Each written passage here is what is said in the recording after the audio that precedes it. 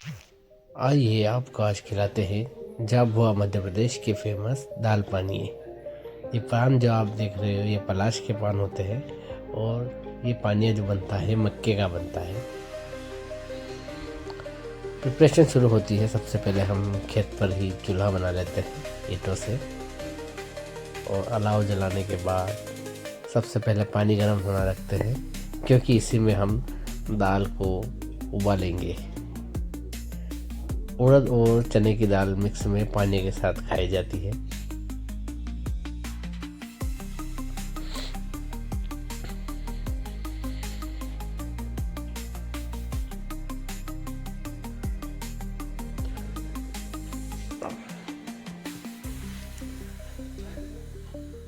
हम दाल को उबलना छोड़ करके दूसरी तैयारी में लग जाते हैं, क्योंकि पानी बनाना बहुत ही लंबी प्रोसेस और बहुत मेहनत का काम है।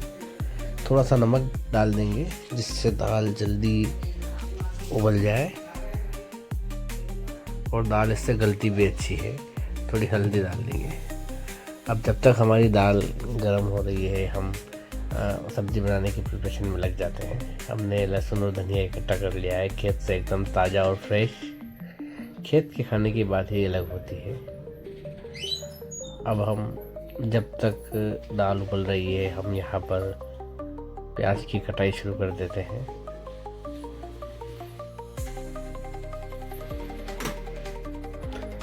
लहसुन, प्याज और मिर्ची खेत का खाना बहुत ही ज़बरदस्त कॉम्बिनेशन है। कुछ हरी मिर्ची भी काटेंगे।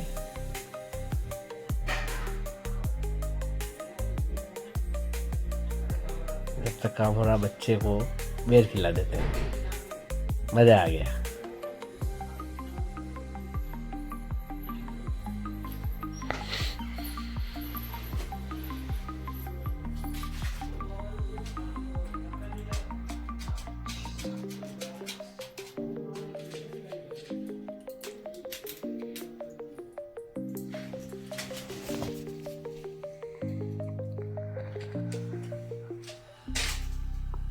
अब प्रिपरेशन करते हैं पानिया बनाने के लिए। सबसे पहले हम अंगीठी जला देते हैं। अविराज भी हेल्प कर रहा है हमारी पूरी ताकत के साथ।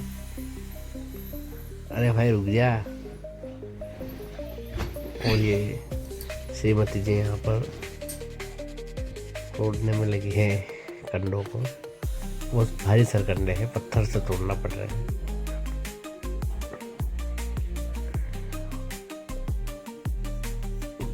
वहाँ दाल उबल रही है, यहाँ अंगीठी चल गई है।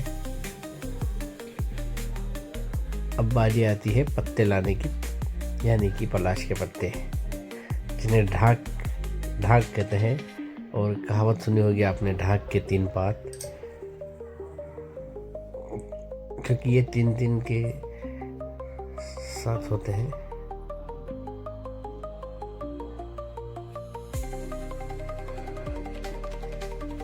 पत्तों को धो लेते हैं ताकि इसके ऊपर लगी डस्ट निकल जाए, और ये मक्के का आटा लगाना चालू कर देते हैं।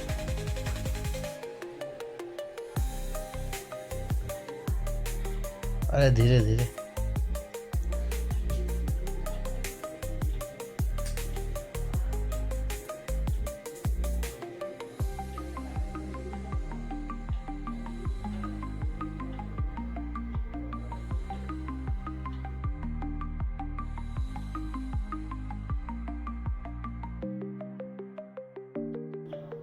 ये दोनों पत्तों के बीच में हम जो रख रहे हैं इसे पानिया बोलते हैं। वो बहुत ही पौष्टिक टेस्टी खाना होता है दाल पानिया। आप लोग ज़रूर ट्राई कीजिएगा अपने घर पे।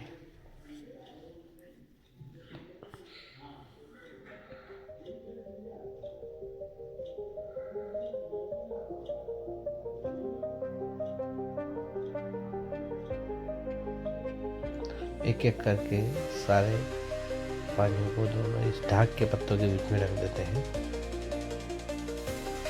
और इसी में ये स्टीम बन के इनकी सिकाई होगी।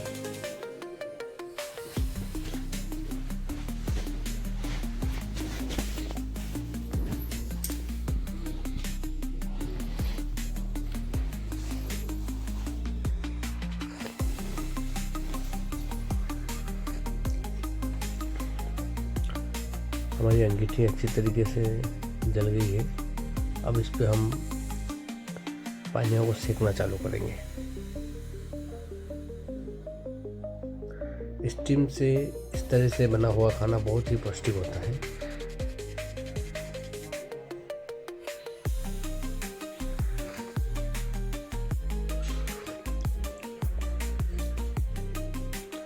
लगभग 10 से 15 मिनट तक हम इनको सिकाई करेंगे सरकंडों के ऊपर।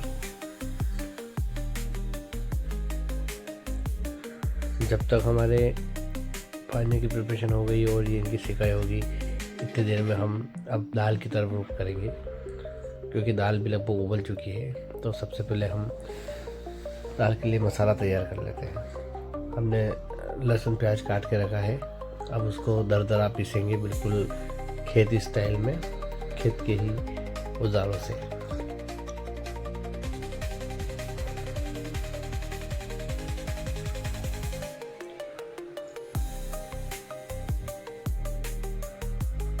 देसी सिलबट्टे के मसालों का स्वाद अलग ही होता है।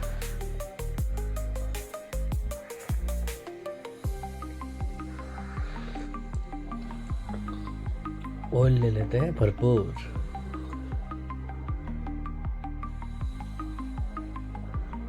लहसुन फ्राई, मसाला फ्राई कर लेते हैं हम ऑयल में।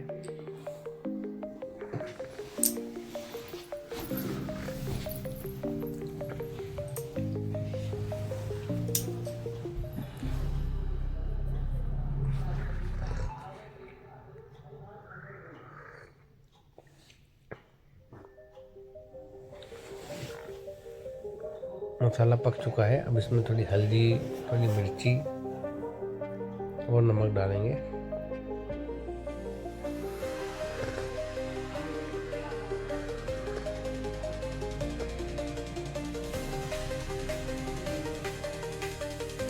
मिर्ची मसाला अपने अपने स्वाद के हिसाब से डालते रहे।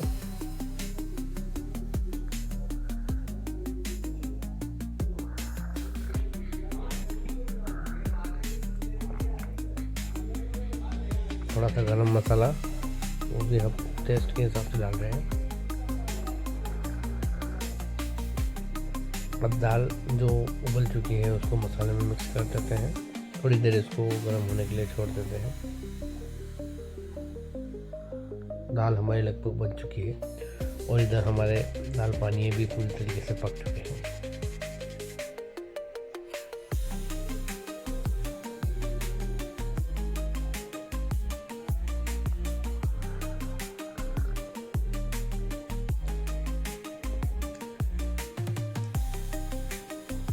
थोड़ा धनिया डाल देते हैं, क्योंकि गार्निशिंग के लिए बहुत ज़रूरी होता है। और सबसे आखिरी में डालने वाला मसाला धनिया है, जो आखिर तक याद रहता है। कंप्लीट अब उसको खाने के तेल में यानी कुकिंग ऑयल में डुबो कर परोसा जाएगा। बिल्कुल कुकिंग ऑयल में नहला देते हैं इसे। कोई हेल्थ के साथ हमको ध्यान रखना ही नहीं है कि आज के लिए कोई कोलेस्ट्रॉल का ध्यान नहीं रखना है। आज बस दबा के खाना है।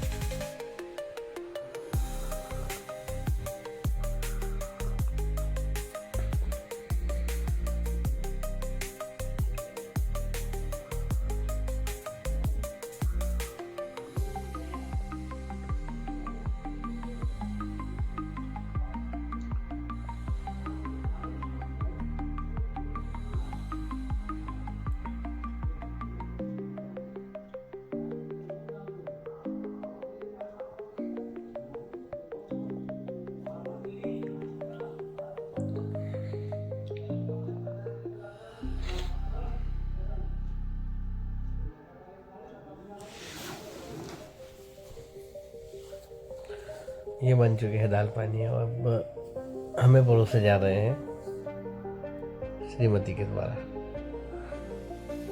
हमको बस लेट के आराम करना था। बना बनाया मिल गया है हमको, और टेस्ट करते हैं कैसा लगता है।